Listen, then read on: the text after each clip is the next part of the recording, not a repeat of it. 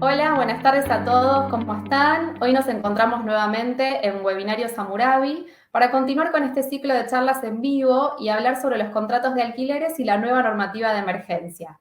Para esta charla decidimos convocar a la doctora Ethel Humphrey y con mucho gusto la recibimos y damos comienzo al webinario.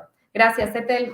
Bueno, buenas tardes a todos. Ante todo quería agradecer a Murabi y sobre todo a la editorial y sobre todo a Anabela esta convocatoria para poder charlar sobre un tema tan interesante como son las locaciones en este periodo tan particular que estamos atravesando.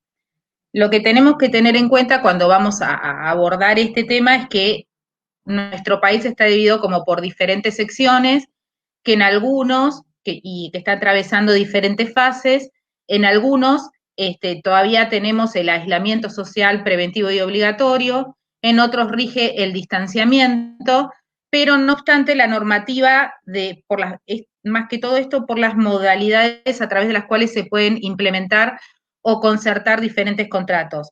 No obstante, esta normativa de emergencia que se dictó en relación a las locaciones sí afecta en principio a los contratos existentes y aquellos, sobre todo aquellos que vencidos, estaban por prorrogarse.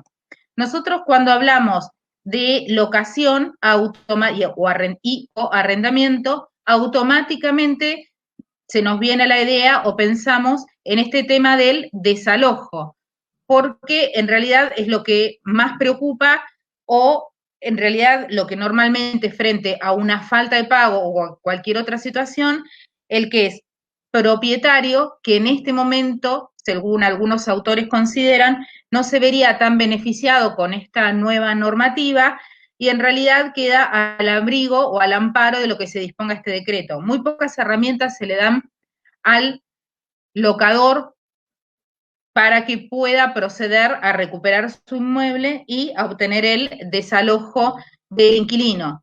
Solo recordemos que, para poder después bien abordar este tema, solo se le va a permitir cuando demuestre este famoso estado de vulnerabilidad que deberá previamente acreditarlo. Nosotros tenemos que recordar que en realidad la suspensión, tanto el congelamiento de los alquileres, como decimos que contempla el decreto de necesidad y urgencia 320/2020, que fue el que estableció toda esta normativa de emergencia en materia locativa.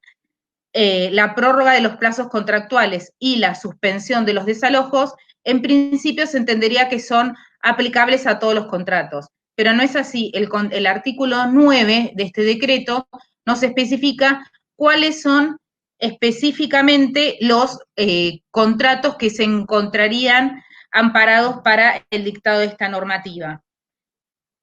En realidad, lo que es por ahí importante que tengamos en cuenta como abogados, tanto litigantes como los que estamos del otro lado, ejercemos distintas funciones relacionadas con la abogacía, es que todo esto partió, si bien del dictado del Poder Ejecutivo, la Corte Suprema de Justicia de la Nación también dictó una acordada en esta época, que es la 4/20 de este año 2020, en la que se adhirió justamente a toda la normativa que dictada por el Poder Ejecutivo Nacional, que en realidad fue dictada a continuación o siguiendo la acordada 3/2020. Lo que se establecía en ese momento es que en realidad los tribunales tienen que asegurar la prestación mínima del servicio de justicia mientras dure esta pandemia. ¿Qué quiere decir esto? En realidad, como nosotros sabemos, hoy salió la nueva acordada en la cual deja sin efecto la feria extraordinaria concedida por entonces y prorrogada hasta el lunes 27 y obliga a que en principio todos los tribunales vuelvan a trabajar con guardias mínimas, asegurando la prestación de justicia, con diferente horario de atención al público y respetando justamente esto de, porque en realidad, respetando justamente la prestación del servicio de justicia y sobre todo ponderando lo que es priorizando lo que es el teletrabajo. Debemos recordar que nosotros ya tenemos jurisdicciones que se encuentran habilitadas y trabajando normalmente, Para estos no habría cambios, sí para aquellos lugares, por ejemplo el AMBA, donde en realidad la prestación presencial de servicios por parte de los empleados, funcionarios y magistrados no era, no, se encontraba amparada bajo lo que se denominaba la feria extraordinaria. Nosotros cuando hablamos de locación, normalmente lo que pensamos es que ahora estamos en una etapa de emergencia, pero en realidad esta normativa de emergencia no es la única que se ha dictado. Nosotros, para ver que siempre tuvimos este tema que fue candente, sobre todo en esto de la protección de la propiedad, y más que de la propiedad, la protección de la vivienda, tenemos que remontarnos a fines del siglo XIX, cuando se produjo la aceleración del proceso inmigratorio, que se patentizó, se reforzó a principios del siglo XX. En realidad, en ese momento hubo una pluralidad de demandas sociales que se canalizaron en huelgas o movimientos sociales. Por ejemplo, tuvimos la famosa huelga de las escobas en agosto de 1907, que en realidad se focalizó sobre, o recayó sobre los inquilinatos de Buenos Aires, Rosario, Bahía Blanca, La Plata, por ejemplo, Mar del Plata, y otros sectores del AMBA. En realidad también tenemos, en relación a las locaciones rurales, el famoso y conocido grito de Alcorta, que fue en 1912. Pero la primera normativa de emergencia de locaciones urbanas fue que modificó lo que estaba regulado en el Código Civil, que en realidad, derogado actual, que en realidad protegía sobre todo a los locadores, fue la ley 11.156, la famosa ley de locaciones urbanas, a la que le siguió la ley 11.157, que es de precio de la locación y juicio de desalojo. También tuvimos que se dictó a continuación el decreto 1580 en el año 1943, que refería a las locaciones de inmuebles, a las locaciones urbanas y a las disminuciones del alquiler. Todas estas tres normas tuvieron por objetivo el de brindar protección estatal a los locatarios. Se critica, o en realidad cierto sector de la doctrina, como por ejemplo el doctor Leiva Fernández, considera que en realidad no beneficiaba a los locadores. Y en realidad, ¿qué hizo todo esto? Que al verse no beneficiados los locadores con toda esta normativa, empezaran a sacar inmuebles de la plaza y en realidad el mercado se hubiera visto privado de viviendas de alquiler. Estas normas, estas tres que nombramos, estas dos leyes y el decreto, se diferencian de la actual legislación de emergencia por haber sido solo contemplada la locación de inmuebles urbanos, no los inmuebles rurales y los muebles. Tampoco trató o abordó el tema de los cánones locativos ni la prórroga de los contratos de locación. Estas tres situaciones sí encuentran su albergue en el decreto 320/2020. Después, en el año 1976, creo que fue más o menos o aproximadamente por ahí, fue dictada la ley 21.342, que es conocida como la ley de normalizaciones de las locaciones urbanas. Con esta ley se dejó de lado todo lo que previamente se había dictado, con algunas excepciones, y volvió a tener plena vigencia el Código Civil velezano. Después, en relación, para que vayamos haciendo un recuento también, a los cánones locativos, tenemos que tener en cuenta la ley 23.928, que es la ley de convertibilidad del austral. Debemos recordar que esta ley fue modificada por la 25.561. Lo importante es que la ley de convertibilidad del austral prohibía la actualización de los montos que debía pagar el locatario. Esto lo establecía en el artículo 7.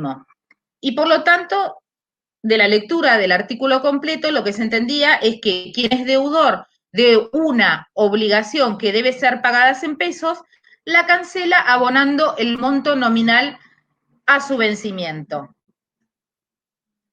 En realidad lo que se prohibía también con esta ley, o se proscribía, o era inadmisible, era la actualización monetaria, aun cuando hubiese mediado mora del deudor. Con lo cual, acá también se cuestionó esta parte o esta decisión porque se veía que también los intereses del locador se encontraban como vitupendiados. En principio lo que se prohibió fue, entonces, la actualización monetaria en relación a los alquileres, la indexación de los precios, la variación de los costos y la repotenciación de las deudas. Había algunas determinadas excepciones, pero en principio lo que teníamos son estos 4 puntos que hacía el tema de los cánones locativos. Y también, por otro lado, toca este nuevo contrato que nosotros tenemos en el código actual, que ya lo teníamos bajo otra ley, que es el leasing. También refería en el artículo 10 a los leasings, y se incluían los leasings sobre muebles registrables y los préstamos con garantía prendaria.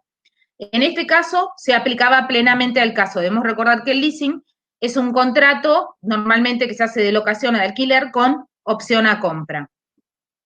El artículo 10 de esta famosa ley de convertibilidad que nosotros nombramos, que rigió a partir del 1 de abril de 1991, en realidad cuestionaba todo lo que hacía a la indexación por precios, como dijimos, a la actualización monetaria, a la variación por costos, y hablaba de cualquier otra forma de repotenciación, tanto sea de deudas, precios o tarifas. Por ahora, en realidad, esto se entendía que solo era de aplicación, se cuestionaba si era de aplicación a los contratos existentes también. En principio, se entendía que sí, se aplicaba tanto para los celebrarse en el futuro a partir de su sanción, como para los contratos que estuvieran en vigencia. Esto de la prohibición de la actualización monetaria podría considerarse, establecido por esta ley que estuvimos comentando, podría considerarse que cayó en desuetudo con el dictado del decreto 320/2020, en lo que refiere al congelamiento. Lo que tenemos que tener en cuenta es que este decreto tiene una vigencia temporal, pese a que uno de los últimos artículos del decreto establece que el presidente tiene la facultad de prorrogarlo. Pero hasta el momento se entiende que hasta el 30 de septiembre va a regir lo establecido por el decreto 320, que produce una suspensión, si queremos ver temporaria, de la aplicabilidad de la normativa del Código Civil y Comercial de la Nación. Los contratos en la emergencia económica, como ya dijimos, no son un tema nuevo y fueron objeto de debate en las 14 Jornadas Nacionales de Derecho Civil, que fueron celebradas en el año 1993 en Tucumán. En la comisión número 3, la destinada a los contratos, se trataron los contratos de emergencia económica. ¿Y qué se ha dicho acá? Que en realidad se resaltó que la seguridad jurídica requiere siempre criterios claros y explícitos frente a una emergencia económica. Y también se dijo que la emergencia económica puede legitimar la adopción de medidas de gobierno que restringen el ejercicio de las garantías y derechos reconocidos constitucionalmente a los fines de la consecución del bien común. Y en realidad también se trató o se abordó el tema de la autonomía, cómo jugaban la autonomía de la voluntad y el orden público. Y se dijo que el derecho a contratar puede encontrarse limitado por razones de orden público, siempre y cuando se respeten las garantías individuales. Y acá se intentó definir a la emergencia desde un evento jurídico de tan alta categoría. Y se dijo que la emergencia económica en realidad es un hecho que provoca una situación de grave riesgo social o peligro colectivo. Y con ello se afecta el orden económico y social.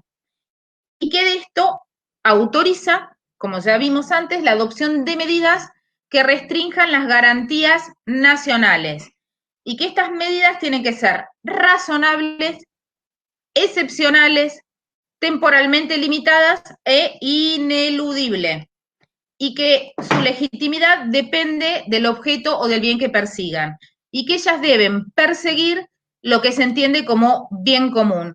Si no persiguen el bien común, podrían llegar a ser cuestionadas su legitimidad. El tema también de la emergencia económica fue también considerado en las 19 Jornadas Nacionales de Derecho Civil. En la Comisión también de Contratos, que también era la número 3, se la destinó a la renegociación y revisión del contrato. Y del lege lata se determinó o se recomendó que en las situaciones de emergencia tiene que procurarse una rápida solución a los conflictos, para lo cual resulta aconsejable la utilización de las vías procesales más abreviadas, en este caso, y se nombraron al arbitraje, a la mediación y a la conciliación. ¿Por qué nos importa nombrar esto? Porque nosotros ahora tenemos también, este decreto refiere al tema de la mediación. Y en realidad, de lege ferenda se aconsejó el disponer como obligatoriamente la obligación de renegociar el contrato cuando circunstancias sobrevenidas y extraordinarias modifiquen las bases del negocio, que en este caso nosotros lo que estamos viendo con esta normativa de emergencia, nueva o actual, es que en alguna parte podríamos llegar a cuestionar si se modifican o no las bases del negocio jurídico, o sea, del contrato de locación o arrendamiento, y en realidad sí, quién queda desprotegido o quién no queda desprotegido, o hasta qué punto puede plantearse o no su constitucionalidad, en pese que algunos sostienen, por ejemplo, que el artículo 3 podría ser cuestionado inconstitucional. Parte de estos argumentos o de estos temas que estuvimos viendo hasta ahora pueden servir como para demostrar o abonar la tesis de su constitucionalidad.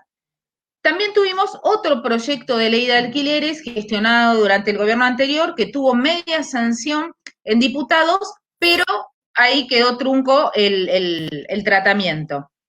¿Por qué? Porque surgió este famoso decreto 320/2020. Nosotros, para poder abordarlo, tenemos que ver como diferentes ámbitos. Por un lado, si hablamos del ámbito temporal, lo que tenemos que ver es que este decreto, en principio, rige hasta el 30 de septiembre del 2020. ¿Y cuáles son estos famosos contratos comprendidos que nosotros nombramos al principio, que se encuentran en el artículo 9? Los contratos comprendidos en el decreto amparados por esta normativa de emergencia son aquellos cuyo vencimiento hubiese operado desde el 20 de marzo y que venzan antes del 30 de septiembre. También los contratos con plazo vencido antes del 20 de marzo en los que se hubiese continuado con la relación locativa. Y, en tercer lugar, los inmuebles en los que medie atribución, esto consideramos que también se incluiría, los inmuebles en los que medie atribución de la vivienda familiar, en los supuestos contemplados para la habitación del o la cónyuge y del o la conviviente, en los que se deba pagar un canon por residir en un inmueble, siendo en este caso de aplicación, para el caso de los cónyuges, el artículo 444 del Código Civil, y para los o las convivientes, el 526 de ese mismo código. ¿Cuál es el ámbito, si queremos ver, material de aplicación? El decreto, en principio, vamos a ir desglosándolo, se aplica tanto a las locaciones urbanas como en realidad sería a los arrendamientos rurales, pero se habla de locaciones urbanas y rurales en general. Estas deben incluir el destino habitacional y deben constituir la vivienda única del tenedor. De lo contrario, no se encuentran no se encuentran contempladas en el decreto. Por un lado, tenemos que entender que cuando se habla de destino único de vivienda, es solo aplicable a los inmuebles destinados a estos fines. El resto de los supuestos que van a tratarse, que luego veremos, también se contempla o incluye a los inmuebles en propiedad o tenencia en cabeza del inquilino, herederos, sublocatarios, entre otros. En este punto tenemos que tener en cuenta qué dice o qué tenemos en el Código Civil cuando fuese mixto. En realidad, lo que establece el Código es que si tenemos en cuenta que cuando se establece que un destino es mixto, es decir, parte habitacional y parte puede ser apto profesional o apto comercial, se van a aplicar las normas correspondientes al destino habitacional. Esto lo establece el 1194 infine del Código Fondal. En realidad, si nosotros hacemos una lectura del artículo 9, vamos a entender, en principio, que la aplicación del decreto solo se circunscribe a los contratos de locación celebrados en relación a inmuebles, también, ¿no? Inmuebles rurales destinados a pequeñas producciones familiares y a pequeñas, dice, producciones agropecuarias. Por lo tanto, no solo tenemos, por un lado, las locaciones urbanas, sino también tenemos los arrendamientos rurales, las aparcerías y las, ¿cómo se dice?, medierías regidas por la ley 13.246. Debemos recordar que las aparcerías las dividimos en aparcerías rurales, aparcerías agrícolas y aparcerías pecuarias. Todas estas tres entrarían o se encontrarían protegidos dentro de lo que es el marco del decreto. Tanto las locaciones urbanas como los arrendamientos rurales, las aparcerías, tienen que, en realidad, tenerse en cuenta que deberían tener, en principio, solo o compartido mixto, el destino habitacional. Pero también tenemos otro supuesto que se suma a este ámbito de aplicación, que son los hoteles y las pensiones con uso habitacional. O sea, todos estos los vamos a encontrar, todos estos supuestos o contratos los vamos a encontrar incluidos o abrigados por el decreto 320/20. Específicamente, si nosotros queremos tener en cuenta los contratos, en principio, que se excluyen o en realidad que no se encontrarían alcanzados por el DNU, son aquellos contratos que se convengan por su carácter incidental, en principio, hasta la realización de una determinada cantidad de cosechas, que eso nos hace a la parte rural, y los contratos en los que se concede el uso y goce con destino exclusivo que exceda del uso habitacional. Por lo tanto, en este punto nosotros podemos enumerar que existen 7 tipos de contratos que se encuentran amparados o alcanzados por el decreto de necesidad de urgencia. Tenemos entonces a la vivienda urbana y rural, a las pensiones, hoteles y alojamientos o similares con destino a vivienda familiar o personal, aquellos inmuebles que tengan destinos en actividades culturales o comunitarias, con destinos a pequeñas, con aquellos inmuebles rurales, con destinos a pequeñas producciones familiares o pequeñas producciones agropecuarias, los destinados a la prestación de servicios, al comercio, a la industria, por personas adheridas al régimen de monotributo, que acá vemos que se va ampliando, a los destinados a la prestación de servicios profesionales autónomos y a la prestación de otros servicios al comercio o a la industria de micros, pequeñas y medianas empresas, de acuerdo a lo que establece la ley 24.467, y a los contratos celebrados con cooperativas de trabajo o empresas recuperadas, inscriptas en el INAES, es decir, el Instituto Nacional de Asociativismo y Economía Social. En relación al canon locativo, que es otro punto álgido, lo tenemos en el artículo 4. Sí podemos decir a ciencia cierta que se establece el congelamiento de los precios de los alquileres. Este beneficio va a durar para las locaciones hasta contempladas en el decreto hasta el 30 de septiembre de 2020. ¿Qué debemos entender por este congelamiento del canon locativo? Tiene que entenderse que hablamos de él cuando hablamos de toda prohibición, de la prohibición, digamos, de todo tipo de actualización monetaria. El congelamiento, ¿qué significa este congelamiento del decreto? Que el locatario puede abonar, aun cuando la norma dice deberá, porque no es obligación, sino en realidad es una facultad o potestad que tiene el locatario, y en realidad es una obligación de aceptarla para el locador, puede abonar el mismo importe hasta el 30 de septiembre de 2020 que el acordado para el mes de marzo de este año. Esta posibilidad se aplica no solo a los contratos de prestaciones periódicas, sino también a los contratos en los que se hubiese convenido el pago del precio total de la locación. Por lo tanto, lo que se posibilita es el pago de la diferencia entre lo que realmente debería pagarse y lo abonado específicamente al mes de marzo del año 2020. La deuda que se genera por esa diferencia tiene que comenzar a abonarse en el mes de octubre, es decir, al vencimiento de la cuota de ese mes. Y debe cancelarse, dice la opción, en principio, como establece la norma, al menos en 3 cuotas y en un máximo de 6. A esta diferencia que se paga en 3 o en 6 cuotas, en principio no, directamente no pueden aplicársele intereses de ningún tipo o ninguna cláusula penal, aun cuando hubiese sido acordada. También, en realidad, esto se va a aplicar no solo a los contratos vigentes, sino a los contratos que hubiesen sido, que hubiesen finalizado, concluido, pero que se continúa en la relación locativa. Lo que sí se permite es pactar a las partes una manera diferente de esta cancelación de deuda. La diferencia es que este modo nunca puede ser más gravoso para la locataria, para la parte locataria, que lo que permite el decreto, estas 3 o 6 cuotas.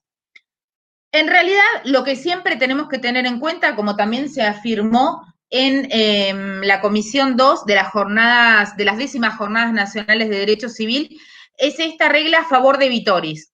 En realidad, en caso de duda siempre, o en caso de perjuicio, siempre debe estarse a favor del deudor. Esta regla a favor de vitoris es un precepto residual que tiene que ser entendido en el sentido de la protección de más débil en el contrato. En este caso se entiende que el más débil, la parte más débil en el contrato es el locatario. También tenemos el artículo 5º que refiere a la fianza, el decreto, a la subsistencia de la fianza. La extensión, por lo tanto, la fianza, si lo comulgamos con el tercero, la fianza o esta garantía va a extenderse mientras dure la extensión contractual o la prórroga del contrato de locación. Acá tenemos un poco de choque con el Código Civil, porque en realidad lo que tenemos es que en el Código Civil, lo que es Civil y Comercial de la Nación, se impetra o se exige es la necesidad del consentimiento expreso del fiador en caso de renegociación o prórroga del contrato de locación. Así lo establece el de 1225. El 1596 dice que en realidad, en 2 de sus incisos, que según eran el B y el D, que en realidad la falta del consentimiento del fiador importa una causal de extinción de la fianza, entre otras cosas que la que más nos importa. En realidad, esta extensión de la fianza no solo alcanza a la fianza propiamente dicha, porque debemos recordar que cuando se celebra el contrato de locación, ahora se permite al locatario poder proponer otro tipo de fianzas, como por ejemplo un seguro de caución. Dice al menos 2, y que va a ser opción del locador elegir cuál de las 2 prefiere. Cuando nosotros hablamos, si bien el texto habla de fianza, deben entenderse que las otras garantías aceptadas por el locador como fianza, como seguridad del cobro de del canon locativo por parte del locatario, también integran esta garantía. Y además, también tenemos que entender todas aquellas pactadas en el contrato. ¿Cuáles podrían haber sido pactadas, por ejemplo? Alguna que garantice el daño causado por falta de restitución del inmueble en el tiempo pactado, las que garantizan otros daños producidos por obligaciones incumplidas a cargo del locatario, por ejemplo, el pago de las expensas. Y en este punto nos tenemos que parar del otro lado del contrato, que es en el locador, que nosotros habíamos comentado al inicio que se considera que nunca va a poder excepcionarse de la aplicación de este decreto, a menos que él acredite que se encuentra en estado de vulnerabilidad. Ahora, nosotros tenemos que ser muy sensibles en esto, cómo apreciamos esta vulnerabilidad, porque no es lo mismo el concepto de vulnerabilidad para otro tipo de situaciones jurídicas. Por suerte, no lo sé si tanto, el mismo artículo 10 nos dice o nos encausa qué es lo que debe ser considerado técnicamente como vulnerabilidad. Por lo tanto, vulnerabilidad es sinónimo de necesidades básicas si queremos verlo, o se toma como parámetro para medir esta vulnerabilidad las necesidades básicas. En realidad, lo que se debe tener en cuenta es que, ¿qué es lo que debe acreditar el locador? Que en realidad el alquiler le sirve para la subsistencia básica, o sea, para cubrir sus necesidades básicas de su persona y de su grupo familiar o conviviente. Siempre esto, lo que tenemos que tener en cuenta es que se debe acreditar esto, de lo contrario, tiene plena aplicación el decreto 320. Por otro lado, habíamos hablado de la mediación obligatoria. En realidad, el artículo 12 del decreto establece la suspensión por un año de las mediaciones que tengan por objeto los procesos de ejecución y los desalojos. Y a su vez propone que las provincias y la ciudad autónoma de Buenos Aires regulen una mediación previa y obligatoria. Y esta mediación tiene que ser gratuita y de muy bajo costo. Lo cual, nada, también estamos ahí porque en realidad se necesitaría otra regulación más o el dictado de otra ley. Y debemos recordar que en este caso la mediación sí se suspende por un año, pero en realidad después podría llegar a tener plena virtualidad o no. Recuerden que estamos desde marzo y llevamos un par de meses con esto. No lo sé. Por otro lado, lo que a mí me interesa comentar también es el tema de la suspensión de los desalojos, que se encuentra íntimamente vinculado o muy relacionado a los contratos, a los alquileres.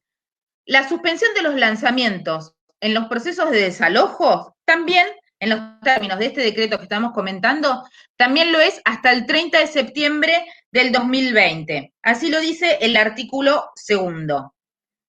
También se aplican a los lanzamientos ordenados y no efectivizados antes de la entrada en vigencia del decreto. Debemos recordar que este decreto entró en vigencia el 29 de marzo de este año.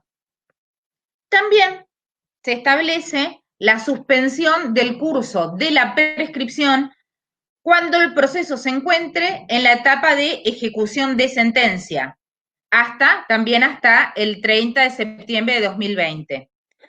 Lo que tenemos que dejar en claro es que la norma o el decreto no refiere a la suspensión del trámite de los juicios de desalojo. Sí, solo cuando se encuentren en la etapa de ejecución de sentencia. Por lo tanto, no se dispone de la suspensión total del proceso, sino específicamente del lanzamiento. ¿Y en qué proceso se va a aplicar esta suspensión? En los que se encuentren en etapa de ejecución de sentencia y los que tengan por objeto el desalojo promovido por falta de pago. Solo en estos y obviamente tenemos que hacer jugar esto con los contratos contemplados en el artículo 9. Es requisito ineludible que la tenencia del inmueble alquilado se encuentre en poder de quien lo alquila, sus continuadores, sucesores o sublocatarios.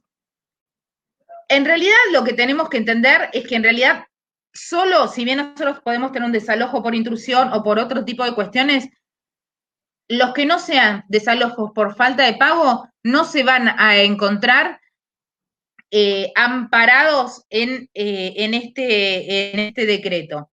En realidad, lo que se refiere en particular es que no media, en realidad, si nosotros tomamos como parámetro la imposibilidad de pago, que puede ser, de acuerdo al Código Civil y Comercial, que puede ser definitiva o temporaria, y que tiene que tener conforme el 955 y 956 de ese código, tiene que tener determinados caracteres como ser sobreviniente, objetiva, absoluta y definitiva, y que en las definitivas también le sumamos la fuerza mayor, en este caso la imposibilidad del pago se refiere no a una imposibilidad definitiva, sino a una imposibilidad temporaria de hacer frente al cumplimiento de los cánones locativos. Recuerden que tenemos esta posibilidad de poder empezar a pagar la deuda fraccionada con el vencimiento a partir de octubre. Por lo tanto, lo que tenemos que ver acá, si en el espíritu de lo que dice el Código Civil Comercial acerca de la imprevisión o mayor onerosidad, habría de ser de aplicación o no. Yo considero que en realidad, conforme la letra del DNU, sería cuestionable la acogida de estas teorías dentro de este marco de excepción. Ahora, tenemos un tema, nosotros procesalmente también sabemos que tenemos las entregas anticipadas. Entonces, en realidad también se encontrarían suspendido el lanzamiento de las entregas anticipadas. Y no solo comprende, en realidad,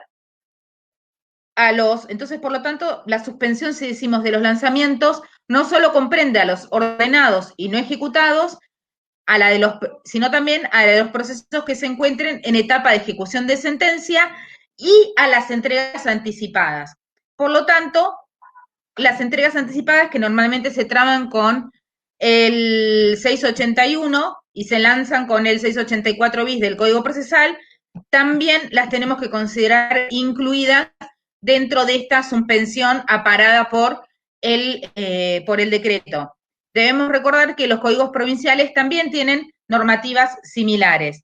Y aquí es donde se cuestiona justamente la inconstitucionalidad de este artículo 3º, porque por un lado se dice que una normativa nacional no puede inmiscuirse en facultades propias o delegadas a las provincias, pero por otro lado también tenemos que traer a colación que la Corte Suprema lo que expresó o dijo al respecto es que las provincias contienen o conservan todas las facultades no delegadas al gobierno federal, conforme lo dice el artículo 104 de la Constitución Nacional. Y por otro lado, también que en realidad no puede en realidad inferirse que el Estado Nacional, cuando le delega facultades a las provincias o les permite que las ejerza autónomamente, no puede entenderse que el Estado abdique o se desprenda de las potestades, sino simplemente que las delega o las provincias la ejercen en uso de estas potestades delegadas por el Estado Nacional.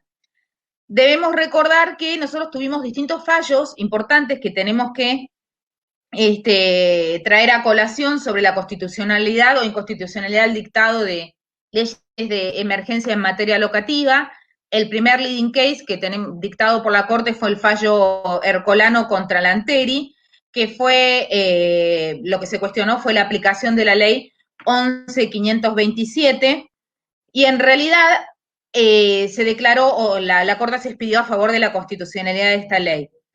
Si bien los decretos de los fundamentos de este fallo refieren específicamente a aquella ley que fue y es muy diferente en contenido a este decreto 320, en realidad sí se ponderan situaciones similares a las actuales y sería de plena aplicación, como son actualmente la situación económica y sanitaria.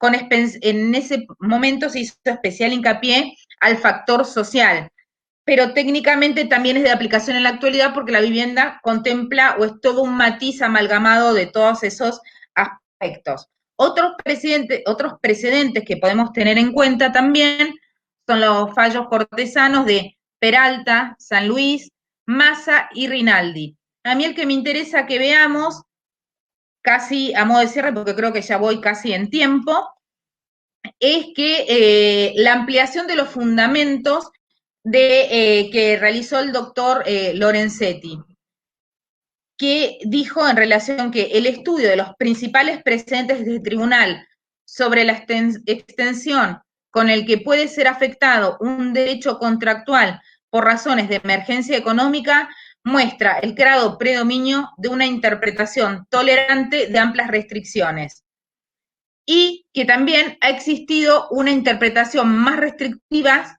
de las intervenciones legales en los contratos por razones de emergencia económica. Y bueno, me permito esta licencia también traer a colación en la causa Rinaldi los votos conjuntos de Lorenzetti, de los doctores Lorenzetti y Zaffaroni, en donde dijeron que en los supuestos, en realidad, en que el Código Civil prevé la acción de revisión, contemplada en el entonces 1198 del Código Velezano, importa que el juez está autorizado a recomponer la reciprocidad obligacional que condujo a las partes y que fuera desquiciada por causas extraordinarias imprevisibles. En este aspecto, la acción de reajuste prevista, recuerden que en ese momento teníamos una acción de reajuste prevista en la ley 25.561, no es más que una aplicación particularizada de una regla general y por lo tanto también es constitucional el reajustar los estándares de derecho común. Ahora nosotros lo que tenemos que tener en cuenta, como ya dije, son las diferentes jurisdicciones y situaciones en relación a la pandemia que se encuentran en las diferentes jurisdicciones, tanto nacionales como provinciales y federales. En general, lo que se toma en cuenta para decretar, sobre todo hasta esta sanción, hasta este levantamiento de feria extraordinaria, los fundamentos que nosotros tenemos que tener en cuenta o que en general se esgrimen en la mayoría de los fallos es que la habilitación de feria solo procede bajo situaciones de excepción, que tiene que juzgarse con criterio restrictivo y que la urgencia en realidad que deviene de la producción de un riesgo cierto e inminente y de la posible conculcación de derechos requiere de la tutela judicial. Esa necesidad o esa urgencia siempre va a ser medida con parámetros objetivos a los fines de determinar si se habilita o no la feria. Para esto, el peticionante debe justificar expresamente cuál es su pedido. Y en realidad, en principio, ¿a qué se sigue todo esto? Recuerden que nosotros tenemos un montón de acordadas de la Corte y en realidad lo que ponderan, sobre todo al realizar los rechazos, es que se tiene que respetar este ASPO, este aislamiento social preventivo y obligatorio, que fue decretado por el Poder Ejecutivo y lo decidido por la Corte en diferentes acordadas. En general se hincapié mucho en las 6/2020 en adelante, y ponderándose de este modo la salud pública y el bien común sobre el interés de los particulares. Y que solo se habilita feria en casos de particular y que converjan particulares y excepcionales circunstancias. Bueno, creo que acá podemos ir cerrando un poco todo esto, dando lugar a las preguntas y si no, seguimos avanzando un poquito más en lo resuelto por algunos tribunales. Bueno, perfecto. Ethel, vamos a dar entonces el espacio para preguntas a todos los que están participando de este webinario. Bueno, gente de diferentes lugares, Maximiliano Villalba, Eliana... ¡Ay, cuánta gente! Bueno, hay una aclaración sobre el tema de la vulnerabilidad, ¿no? Ahí, no sé si querés leerla. Ah, espérate que no veo porque estoy leyendo como que dice también vulnerabilidad. Sí. No, sí, lo que yo, a ver, voy a leerla por las dudas que acá, dice NBF o leo mal yo, o ya estoy... No. Sí, NBF, Beatriz. El nombre registrado es NBF, pero bueno, y después dice Beatriz, creo. Sí. Bueno, acá lo que nosotros tenemos que tener en cuenta, yo no, cuando yo hablé, lógicamente se contempla en toda esta normativa de emergencia la vulnerabilidad del locatario, porque como principia este comentario, dice, también la vulnerabilidad es que el locatario esté atentando con amenazas contra el locador y el locador está sufriendo en su salud psicofísica. Vulnerabilidad es todo lo que perjudique en gran medida al propietario, un locatario que no abona alquileres y se aprovecha de la suspensión de los desalojos, aprovecha la situación de pandemia y aislamiento, insistan para probar la vulnerabilidad. A ver, toda esta normativa de emergencia, nosotros tenemos que meternos, comparto plenamente un montón de las aseveraciones que acá se formularon. Lo que yo comenté no es que no exista vulnerabilidad o que no existan otro tipo de situaciones de vulnerabilidad. sino que el artículo 10º solo contempla esa situación como de vulnerabilidad, que habla de la subsistencia, los medios básicos de subsistencia del locador, de su grupo familiar o de sus convivientes. No está hablando de otro tipo de situación, dice que solo en este caso se podría excepcionar del cumplimiento de la aplicación del decreto. Lógicamente, si median amenazas contra el locador, tendremos otras vías para encauzar el reclamo y hay otras medidas judiciales que pueden tomarse para evitarse este tipo de amenazas. Por un lado, tenemos que tener en cuenta el tema de amenazas, que va por otro andarivel, de acuerdo a cómo se quiera encarar, que estamos totalmente de acuerdo, que coloca siempre al amedrentado en una situación de amplia vulnerabilidad. Debemos recordar que el origen de la palabra, que es latino, que una de las excepciones es vulnere, que es infringir una herida, el que vulnera. Por lo tanto, el otro está lastimado o atacado, y normalmente no está en un estado dispar, es la parte más débil de entre los dos, si lo queremos considerar. Pero en realidad lo que tenemos que tener en cuenta es que se dictó esta normativa de emergencia, la podremos considerar tal vez que pueden algunos verse locadores más perjudicados o menos perjudicados por su alcance, pero sí lo que tenemos que tener en cuenta es que la letra del decreto solo establece la excepción o excepcionar a lo establecido para el locador cuando acredite su vulnerabilidad solo por estas razones. Después tendremos otras vías procesales, aparte ahora a partir de él, primero se levanta la feria extraordinaria, con lo cual en principio ya un montón de inhabilitaciones de feria o cuestiones ya no va a jugar ese parámetro y se van a poder encauzar o plantear por otra vía que no sea la de la aplicación del decreto, la vulnerabilidad que solo contempla. Perfecto. A ver, espero haberme podido explicar, porque en realidad creo que me fui con el derecho y ya me meto en género y me voy. No, estuvo perfecto. Bueno, después hay muchos más saludos. Silvia dice muy interesante y clara su exposición. Preguntas no tenemos más. Si vos querés cerrar con algún tema en particular o damos por terminado el webinario. A ver, yo lo que había pensado es que por ahí va a haber más preguntas, o en realidad hay dos posiciones. O están todos adormilados y los dejé en ese estado, o fuiste nada. Muy clara. No, fuiste muy clara. Sí, que a vos te parece, como habíamos conversado antes, Anabela, es ver un poco cómo están los fallos acá actualmente, que son muy poquitos los que se dictaron en consecuencia, y si no los cerramos y dejamos para una aplicación futura. Esto como... Sí, perfecto. Si querés... bueno, me encanta, sigo hablando, entonces ahí voy. Sí. A mí lo que me había interesado también que pudiéramos incluir, además de esto, es que hay 2 o 3 fallos que me interesa que veamos en realidad cuáles fueron las situaciones en 5 minutitos. Porque en realidad resolvieron de distintos modos. Porque por un lado, denegaron la petición de lanzamiento o desalojo, y por otro lado se las admitió en uno de los fallos que fue muy controvertido. En realidad, a la denegatoria, al desalojo, lo que se puede extraer de la sentencia es que expresamente se dijo que el pedido de habilitación de feria destinado a entender, y en realidad acá se entabló, como una acción de amparo para obtener el desalojo, o sea, la restitución del inmueble.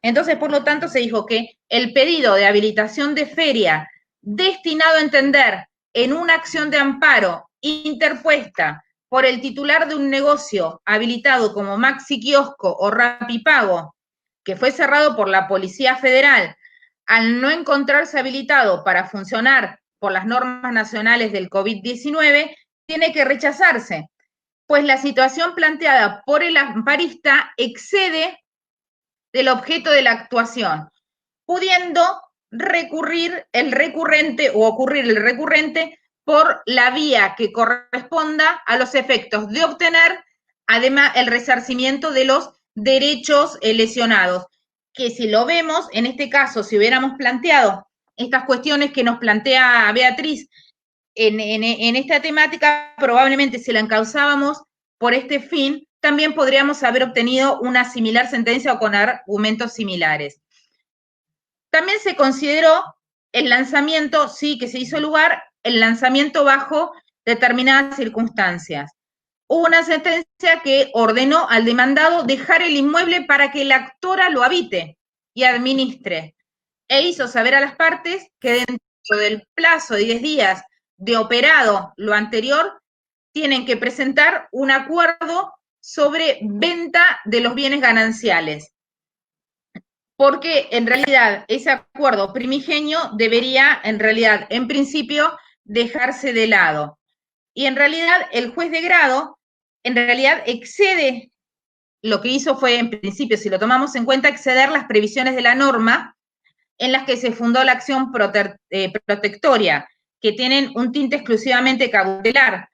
Máxime cuando en realidad lo que quería es que en principio se le dio la habitación a la actora, pero en realidad la finalidad de la pretensión fue la autorización de la venta del inmueble, en el cual ninguno en realidad podría verse en la actualidad y tal como estás, verse obstaculizado por la ocupación que en ese momento tenía el demandado, con lo cual se ordenó como una especie de desalojo de uno de ellos.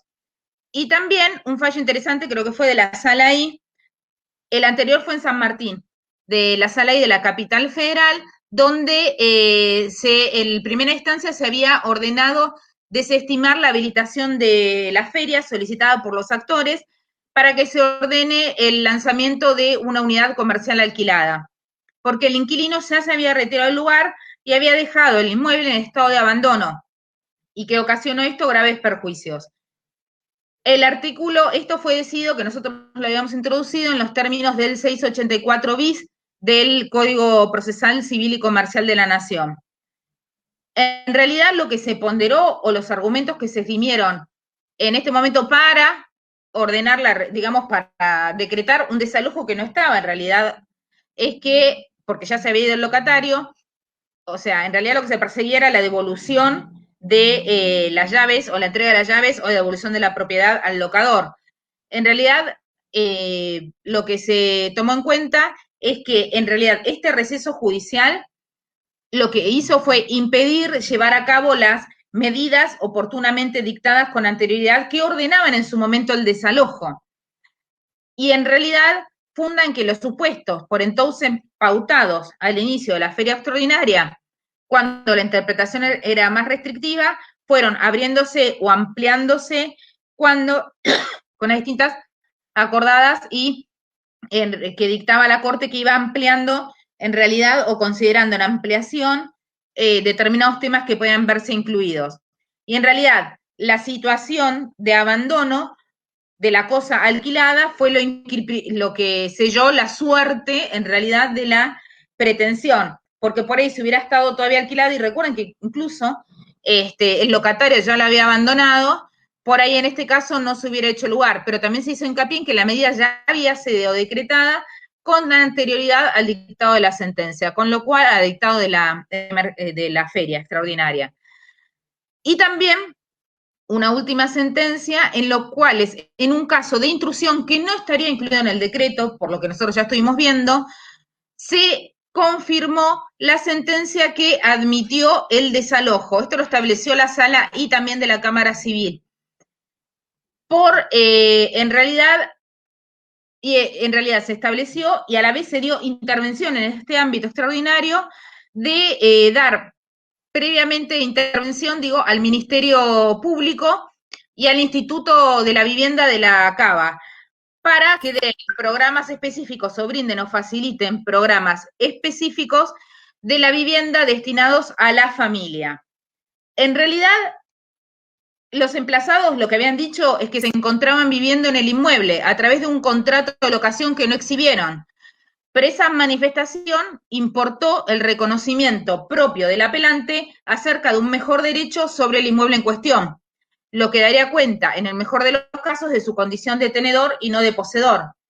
En realidad, la pretensión de desalojo se da contra el locatario, el sublocatario, el tenedor precario, el intruso y todo otro ocupante cuyo deber es restituir, que en realidad que tienen obligación de restituir la cosa, porque reconocen en otro un señorío superior. Técnicamente acá lo que vemos es que se hizo lugar aun cuando fuere un caso de intrusión, ponderando todas estas cuestiones.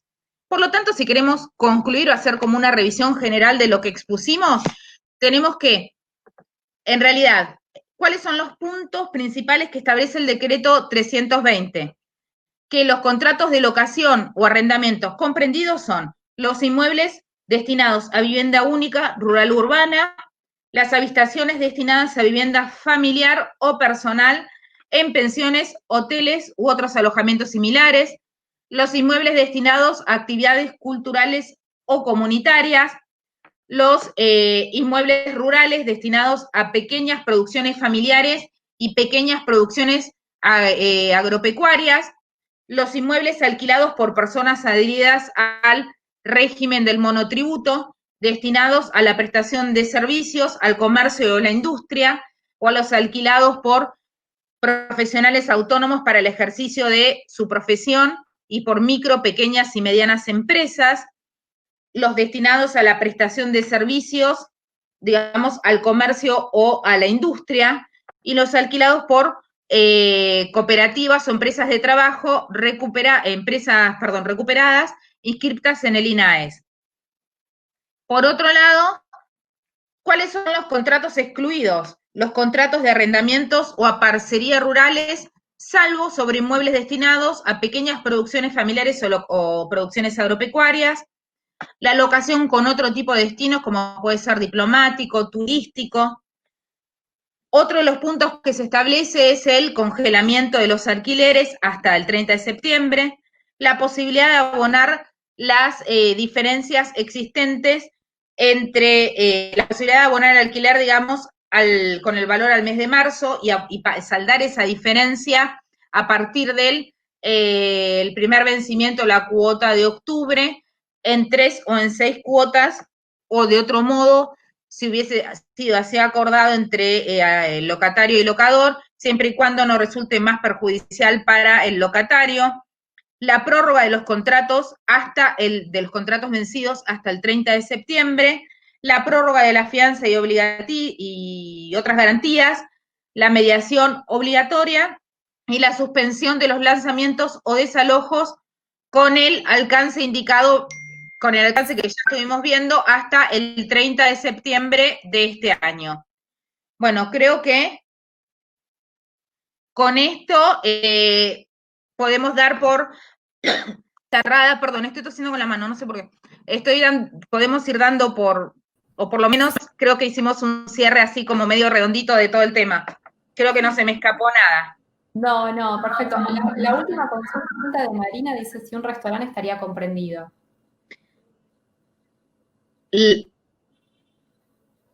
La pregunta es si estaría amparado por el decreto. Si cuadra dentro de los supuestos previstos por el artículo 9, sí, con esas condiciones. O sea, no cualquier restaurante estaría comprendido. Perfecto. Bueno, no tenemos más consultas, así que llegamos al final de esta charla. Así que muchísimas gracias, Ethel. Por supuesto que estaremos haciendo futuros webinarios sobre otros temas. Y también les recordamos a aquellos que quieran participar de los sorteos de Hammurabi Digital, que pueden dejar sus correos electrónicos en los comentarios y mañana estaremos publicando los ganadores. Así que bueno, muchas gracias a todos y los esperamos en los próximos webinarios. Gracias, Ethel. Hasta luego. Un placer. Hasta luego.